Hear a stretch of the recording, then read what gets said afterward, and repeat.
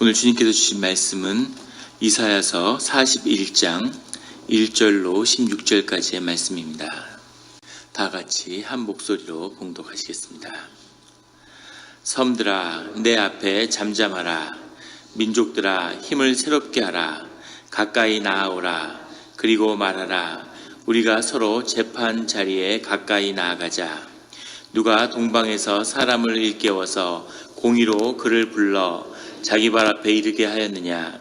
열국을 그의 앞에 넘겨주며 그가 왕들을 다스리게 하되 그들이 그의 칼에 티끌 같게 그의 활에 불리는 촉에 같게 하매 그가 그들을 쫓아가서 그의 발로 가보지 못한 길을 안전히 지나나니 이 일을 누가 행하였느냐. 누가 이루었느냐. 누가 처음부터 만대를 불러내었느냐. 나 여호와라. 처음에도 나요 나중 있을 자에게도 내가 곧 그니라. 섬들이 보고 두려워하며 땅끝이 무서워 떨며 함께 모여와서 각기 이웃을 도우며 그 형제에게 이르기를 너는 힘을 내라 하고 목공은 금장색을 격려하며 망치로 고르게 하는 자는 매질꾼을 격려하며 이르되 땜질이 잘 된다 하니 그가 못을 단단히 박아 우상을 흔들리지 아니하게 하는도다. 그러나 나의 종 너 이스라엘아, 내가 택한 야곱아, 나의 벗 아브라함의 자손아, 내가 땅 끝에서부터 너를 붙들며 땅 모퉁이에서부터 너를 부르고 내게 이르기를 너는 나의 종이라. 내가 너를 택하고 싫어하여 버리지 아니하였다 하였노라. 두려워 말라. 내가 너와 함께함이라. 놀라지 말라. 나는 내 하나님이 됨이라. 내가 너를 굳세게 하리라. 참으로 너를 도와주리라. 참으로 나의 의로운 오른손으로 너를 붙들리라. 보라, 내게 노하던 자들이 수치와 욕을 당할 것이요 너와 다투는 자들이 아무것도 아닌 것 같이 될 것이며 멸망할 것이라. 내가 찾아도 너와 싸우던 자들을 만나지 못할 것이요 너를 치는 자들은 아무것도 아닌 것 같고 허무한 것 같이 되리니 이는 나 여호와 너의 하나님이 내 오른손을 붙들고 내게 이르기를 두려워하지 말라. 내가 너를 도우리라 할 것임이니라. 버러지 같은 너 야곱아, 너희 이스라엘 사람들아 두려워하지 말라. 나 여호와가 말하노니 내가 너를 도울 것이라. 내 구속자는 이스라엘의 거룩한 이니라. 보라, 내가 너를 이가 날카로운 새 타작기로 삼으리니 내가 산들을 쳐서 부스러기를 만들 것이며 작은 산들을 겨같이 만들 것이라. 내가 그들을 까부른즉 바람이 그들을 날리겠고 회오리 바람이 그들을 흩어버릴 것이로되 너는 여호와로 말미암아 즐거워하겠고 이스라엘의 거룩한 이로 말미암아 자랑하리라. 아멘. 다 같이 기도드리시겠습니다. 하나님 아버지 감사합니다. 주의 음성을 듣고자 저희가 새벽 제단 앞에 모였습니다. 우리 마음의 기도와 우리 마음의 묵상이 주님께 연락되기를 원합니다. 감사드리며 예수 그리스도의 이름으로 기도드렸습니다. 아멘. 오늘 이사야서 41장의 말씀은 이렇게 시작하고 있습니다. 섬들아 내 앞에 잠잠하라. 민족들아 힘을 새롭게 하라. 가까이 나아오라. 그리고 말하라. 우리가 서로 재판자리에 가까이 나아가자. 섬들이라는 것은 해양의 세력을 나타내는 거죠. 페니키아와 같은 그런 민족들을 의미하는 거고, 민족들아 힘을 새롭게 하라. 이것은 이 동방에 있는 이런 세력들, 아수르나 바빌론 같은 나라들을 지칭하는 거겠죠. 그래서 이 섬들과 민족들이라고 지칭하는 건 이 재력과 물질과 돈과 권력을 상징하는 이 세상의 돋불을 상징하는 그것으로 계속 이사야서에서 쓰고 있는 표현입니다. 그런데 그 섬과 민족들은 큰 세력인데 그들과로부터 재판자리로 나와서 누가 그 공의에 서 있는지 하나님의 뜻 가운데 있는지를 한번 따져보자는 거죠. 그래서 비록 작고 힘없는 민족이지만 유대 민족이 유다와 이스라엘이 하나님 앞에 서 있다고 하는 것을 하나님의 택하심을 받았다는 것을 주 앞에서 밝힐 수 있다고 하는 그런 믿음의 고백인 것입니다. 그 말씀을 주님이 이 주님의 자녀들에게 남은 자들에게 주시는 거죠. 눈으로 보면 비교할 수 없는 것이지만 보이지 않는 것으로 보면 영으로 보면 하나님 앞에 누가 더 존귀한 자냐, 이것을 다투어 보자, 그런 담대한 고백이 이 안에 있습니다. 늘 주 안에서 더욱 존귀하고 더 큰 자로 평가받는 그런 우리 성도님들이 되실 것을 믿고 또 그렇게 되시기를 예수 그리스도의 이름으로 축원합니다. 2절에 누가 동방에서 사람을 일깨워서 공의로 그를 불러 자기 발 앞에 이르게 하였느냐. 이 이사야 40장부터 66장까지의 말씀을 많은 성서학자들은 이사야서 가운데 제1 이사야서와 구분해서 제2 이사야라고 이렇게 지칭하기도 합니다. 어떤 분들은 이사야를 세 개로 쪼개서 1, 2, 3 이사야로 나누기도 하죠. 그 이유는 이사야서가 너무 오랜 기간에 걸린 방대한 이 역사 이야기 가운데 계시를 하고 있기 때문입니다. 이걸 한 사람이 했다고는 도저히 볼 수 없기 때문에 이사야라는 한 이름으로 여러 사람이 활동하지 않았을까.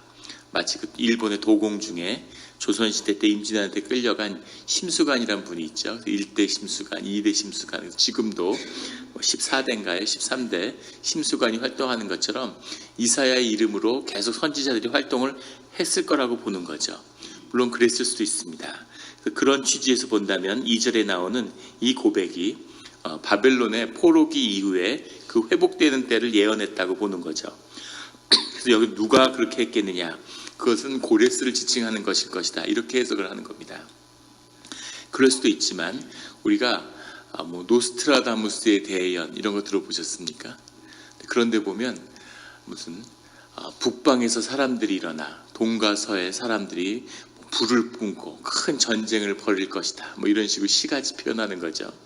냉전 시대에는 그것이 소련과 미국의 대결과 핵전쟁을 상징하는 것이다. 이런 식으로 사람들이 해석을 했는데 이제 소련이 망하고 사라지고 나니까 지금은 그것이 중국과 미국의 대결을 상징하는 것이다. 이런 식으로 해석을 하는 거죠. 어떤 환상을 보고 그것을 선포됐는데 역사적인 사실에 유치해서 이것이 이걸 의미했을 것이다. 이렇게 보는 겁니다.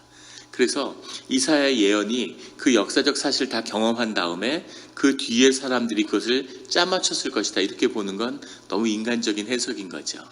기도 가운데, 심령 가운데 우리가 환상을 보는 거죠.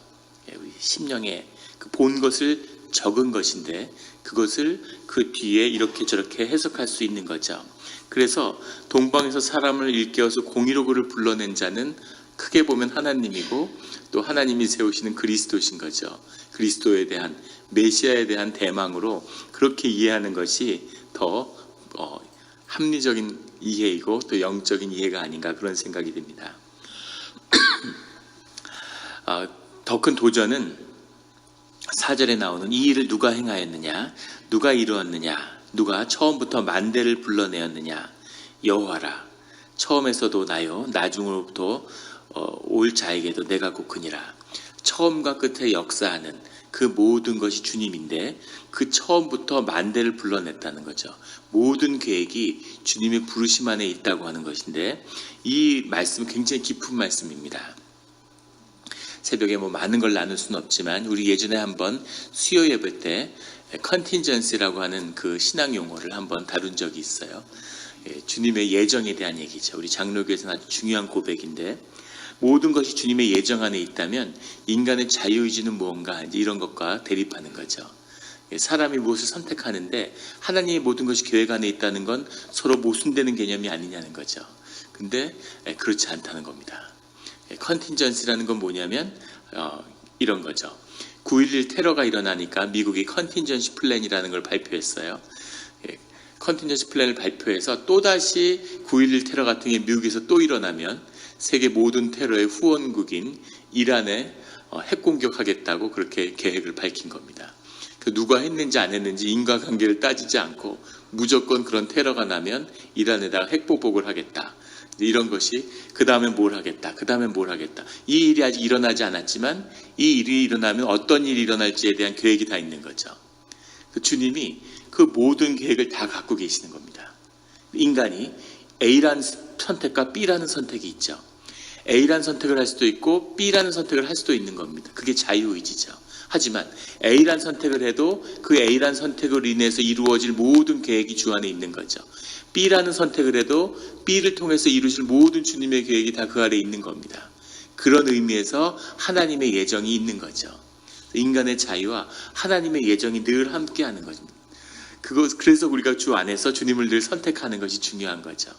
작은 것으로 주님의 선택을 받았을 때, 주님을 선택할 때 또 거기서 주님의 길이 또 열리고 또 열리고 그렇게 길을 열어가는 거죠. 예수님이 태어나면서부터 12살의 성전에 앉아서 내 삶을 십자가로 마무리해야 되겠다, 그렇게 결심하셨을까요? 예, 그렇지 않았을 겁니다. 12살의 성전에 섰을 때는 내일도 또 성전에 왔으면 좋겠다. 예, 오늘 저녁에도 꼭 말씀을 읽고 자야지. 근데 밤이 되면 졸린 거죠. 그냥 잘까?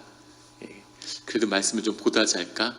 그런 걸 갖고 고민하다가 그래도 하나님께 기도했으니까 말씀을 읽고 자야지.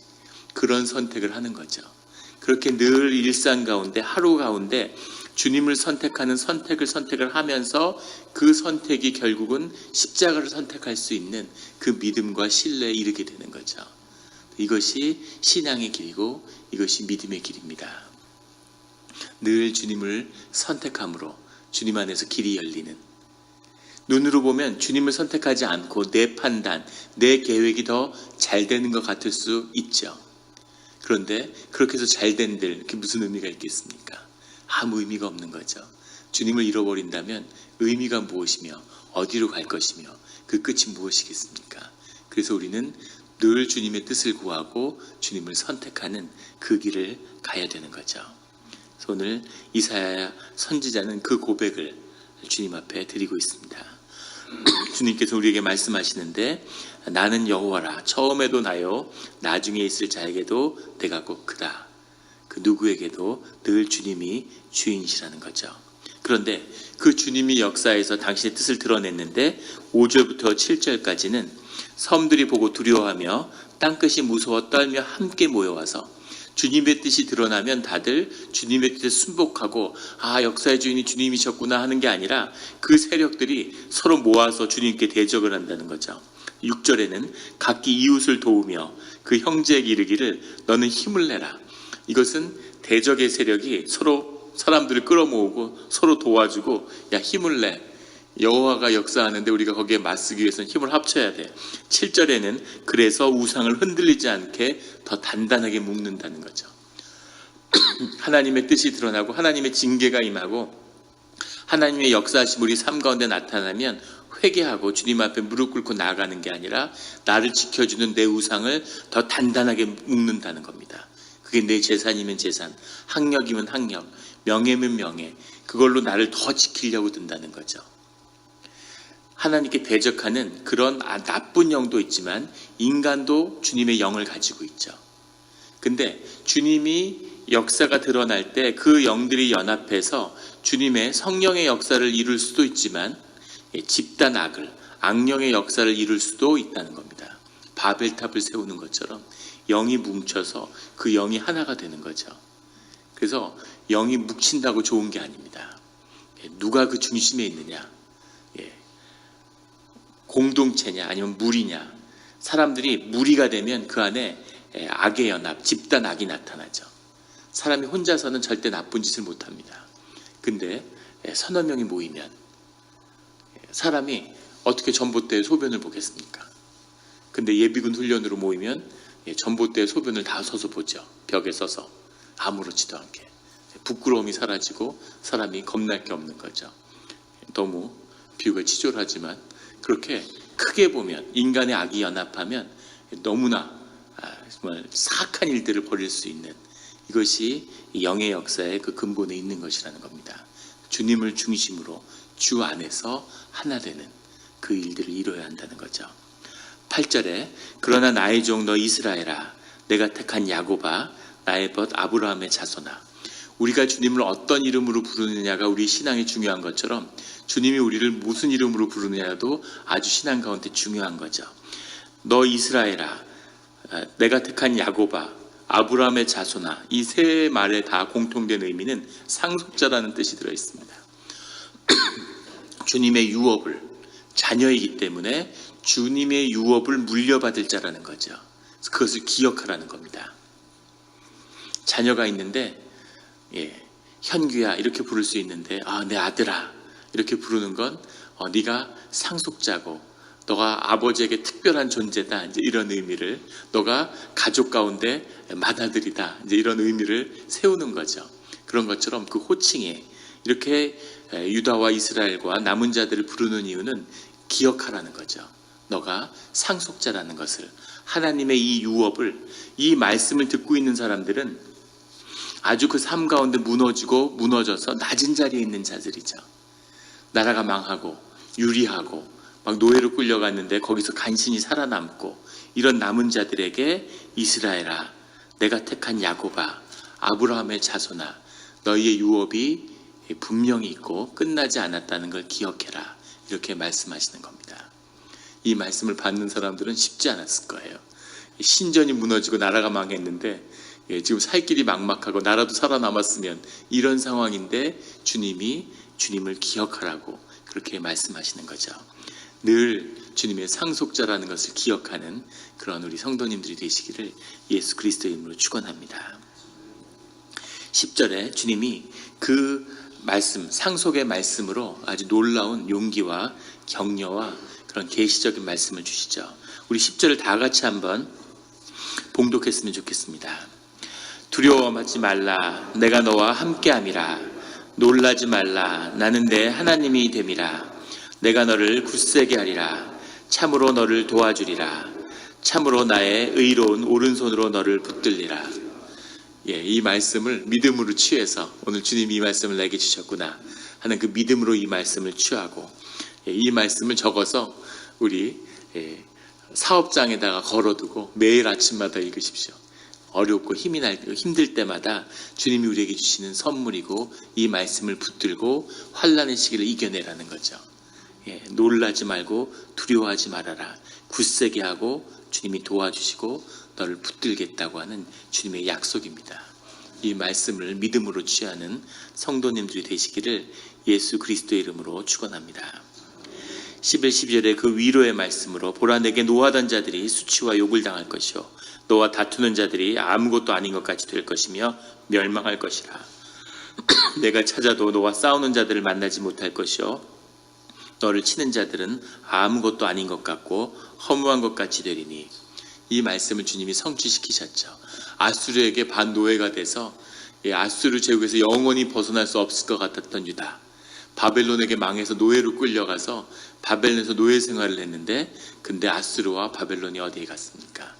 블레셋이 어디 있고 에돔이 어디 있고 수리아가 어디 있고 모든 민족이 다 연기처럼 사라져버렸죠. 그 큰 제국들이 다 무너졌는데, 그런데 아직도 유다와 예루살렘이 살아있는 거죠. 그것처럼 주님이 그 오늘의 말씀, 내게 노하던 자들이 수치와 욕을 당할 것이라고 하는, 그래서 주의 자녀들이 세상과 더불어 다툴 필요가 없는 거죠. 주님께 내어드리고 내 삶을 기쁨과 평강으로 살면 주님이 그것을 다 다루시는 겁니다.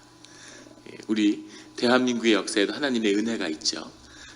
중국의 외침을 1000번을 받고 중국 옆에 있던 중화라는 건 하나의 무브먼트 같은 거죠. 보편운동입니다.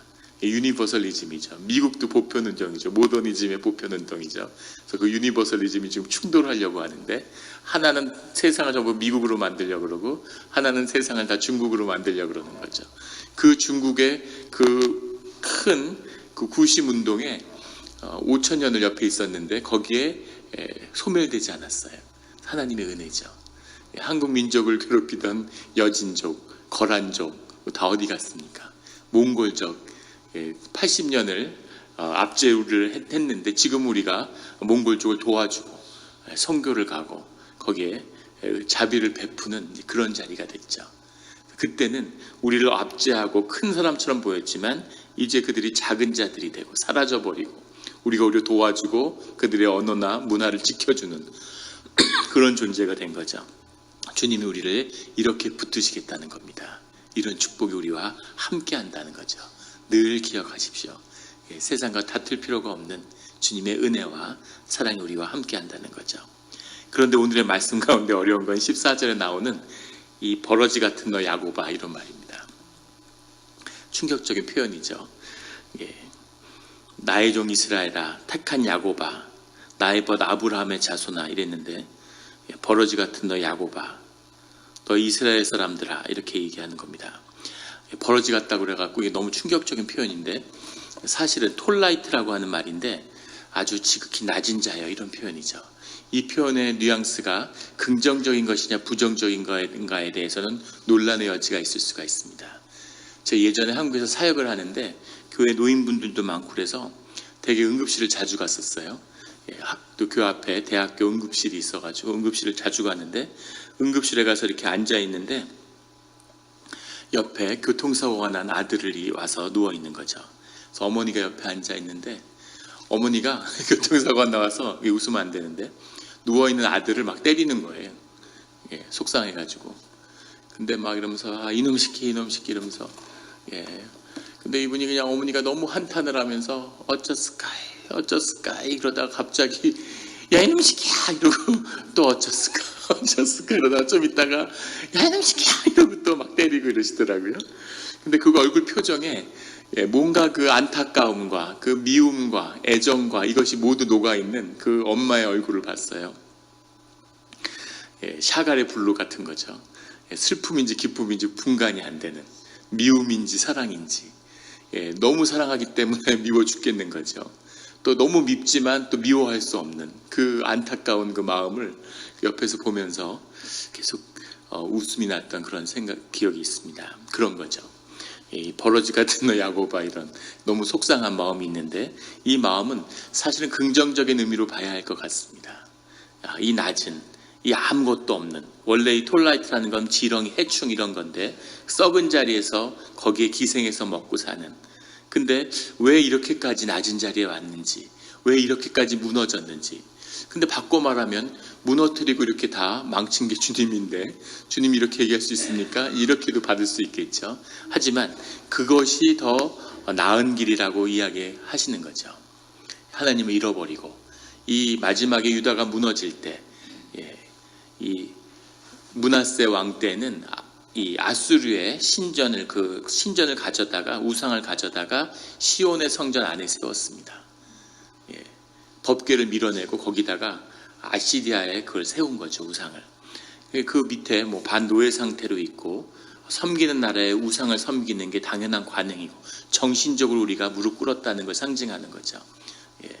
우리 조선시대 때 동묘라고 해서 관우 장군을 모시는 그 무묘죠. 문묘가 있고 무묘가 있는데, 공자를 모시는 문묘와 관우 장군을 모시는 무묘를 세웠죠. 정신적으로 우리가 중국에 굴복했다는 것을 보여주는 거죠. 그것처럼 아시리아의 상을 가져다가 이 시온의 성전에 두고 예배를 드렸습니다. 더 이상 아무것도 아닌 거죠. 무슨 시온의 성전의 의미가 있고 무슨 예루살렘의 의미가 있겠습니까?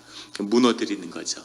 다 무너뜨리고 어떻게 이럴 수가 있느냐 이러고 시온의 성전을 다 무너뜨렸는데, 그래도 주님이 아프신 거죠. 거기서 유리하고 고통스러워하는 주의 자녀들을 보면서 야 이놈 시키야, 이런 말이 나오는 거죠. 다리를 막 때리면서도 아이고 이놈을 어떡하나, 이런 마음이 그 안에 있는데, 긍정적인 의미로 보는 것이 더 설득력이 있을 것 같습니다. 너희 이스라엘 사람들아 두려워하지 말라. 나 여호와가 말하노니 내가 너를 도울 것이라.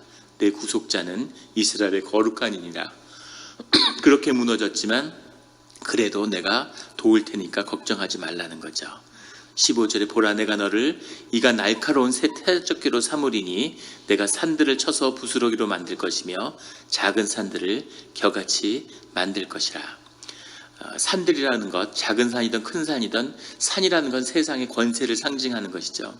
세상의 권세들을 부시는, 앞에 주님이 말씀이 11절 12절에 그 모든 것을 사라지게 하겠다, 아무것도 아닌 연기처럼 사라지겠다고, 허무하게 만들겠다고 하셨는데, 거기서 한 발 더 나아가서 네가 타작기가 돼서 너를 압제하던 그런 산들을 너가 타작기로 그렇게 부스러버리는 그런 역사를 이루도록 해주겠다. 그 마음이 한 발 더 나가신 거죠.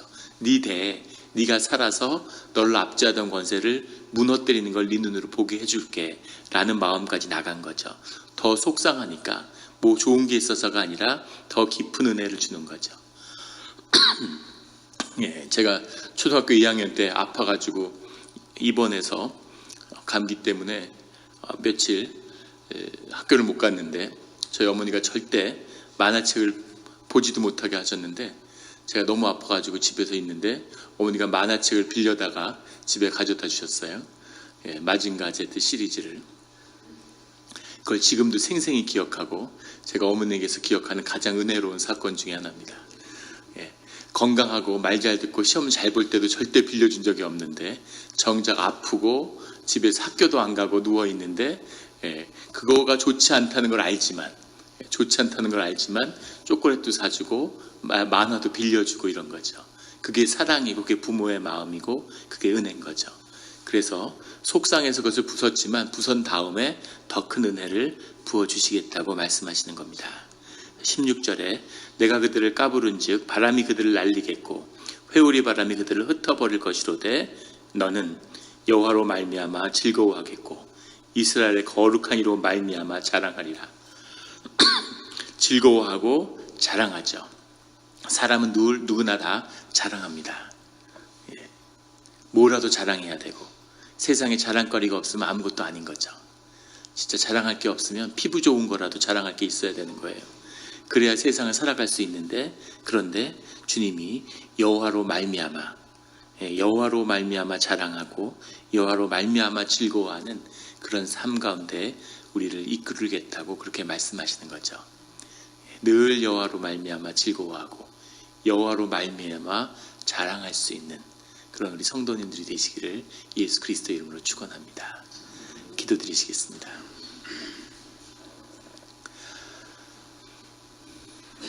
하나님 아버지 감사합니다. 주님의 은혜와 사랑으로 인해서 감사드리고 우리가 주님의 붙들림 받은 정말 자격이 없고 자랑할 것이 없고 주님 왜 그러셨는지 정말 주님에게 붙들려서 쓰임받을 수 있는 그런 이유가 하나도 없는데 주님의 은혜로 불러주시고 붙들어 주셨습니다. 또 우리에게 주님이 채우고자 하시는 게 있고 또 선물로 주고 싶은 그런 어머니의 또 아버지의 마음이 있어서 우리를 새벽 제단 앞에 불러주신 것에 감사를 드립니다. 주님께 우리의 마음속에 있는 것을 간구하게 하시고 또 주님께 구하여야 하는 것을 우리 마음 가운데 알려주시옵소서. 우리가 정말 품 안에 있는 아이처럼 주의 자녀가 돼서 주님께 남김없이 우리의 구할 바를 주님 앞에 구하고 주님 안에서 그것이 성취되어서 주로 말미암아 기뻐하며 주로 말미암아 자랑하는 우리가 되게 하여 주시옵소서. 감사드리며 예수 그리스도의 이름으로 기도드렸습니다.